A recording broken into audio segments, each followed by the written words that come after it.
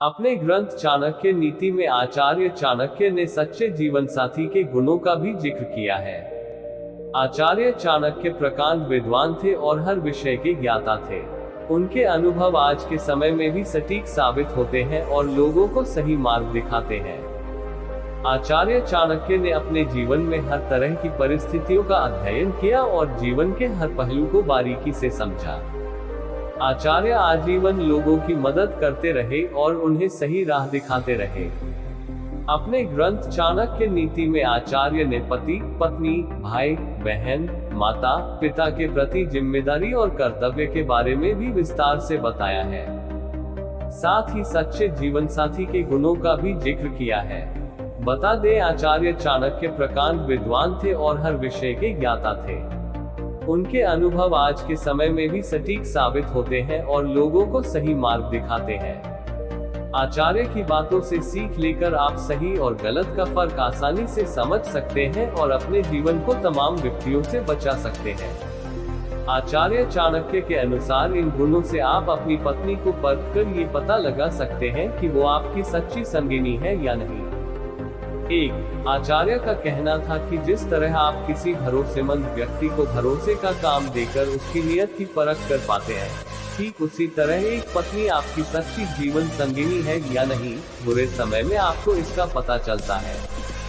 जब आपके पास धन, यश, कीर्ति कुछ न हो, एक सच्ची जीवन साथी विपरीत परिस्थितियों में कभी भी अपने पति का साथ नहीं छोड़ती, बल्कि उसको सकारात्मक बनाकर जीवन की चुनौतियों का सामना करने के लिए प्रेरित करती है। 2 आचार्य चाणक्य का कहना था कि एक अच्छी पत्नी पतिव्रता धर्म का पालन करती है।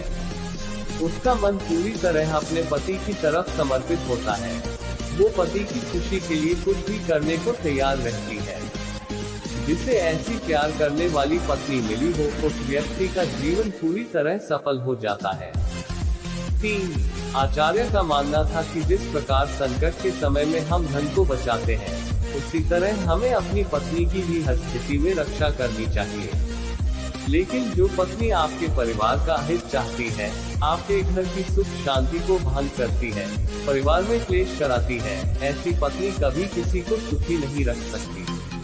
अपने आत्मसम्मान को बचाने के लिए आपको अगर ऐसी पत्नी का त्याग भी करना पड़े तो संकोच न करें। जिन महिलाओं की होठों के ऊपर भाग में अधिक बाल होता है, कद बहुत लंबा होता है, ऐसी स्त्रियां अपने पति के लिए अशुभ मानी जाती है। जिन महिलाओं के कानों में अधिक मात्रा में बाल होती है, उनका आकार एक सा नहीं होता, ऐसी स्त्रियां घर में दुखवजह बनती है। मोटे, लंबे और चौड़े दांत जो बाहर निकलते प्रतीत होते हैं, ऐसी स्त्री के जीवन में हमेशा दुखों के बादल छाए रहते हैं। जिन महिलाओं के मसूड़े काली होती है, ये भी दुर्भाग्य की निशानी है।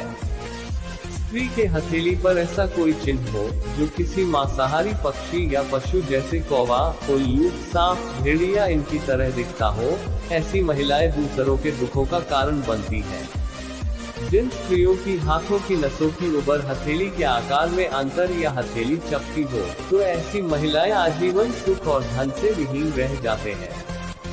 जिस महिला की आंखें पीली और डरावना हो, महिला के स्वभाव अच्छा नहीं होता है। जिन महिलाओं की आंखें चंचल और स्लेटी रंग की होती है, वो बहुत ही उत्तम मानी जाती है। चाणक्य नीति में ये भी बताया गया है, जिन महिलाओं की गर्दन छोटी होती है, तो ऐसी महिला किसी भी निष्पत्ति के लिए दूसरों पर निर्भर रहती है। गर्दन की लंबाई 4 उंगलियों से ज्यादा होती है, वह महिला अपना ही वंश के विनाश के कारण बनती है। हमने इस लेख में किसी भी तरह महिलाओं को शुभ या अशुभ के श्रेणी में विभाजित नहीं किया है, न ही ऐसा प्रयास किया है जिससे महिलाओं की गरिमा का हनन हो। यहाँ दी गई जानकारी सामान्य मान्यताओं और जानकारियों पर आधारित है। हमारे चैनल को लाइक, शेयर और सब्सक्राइब करें।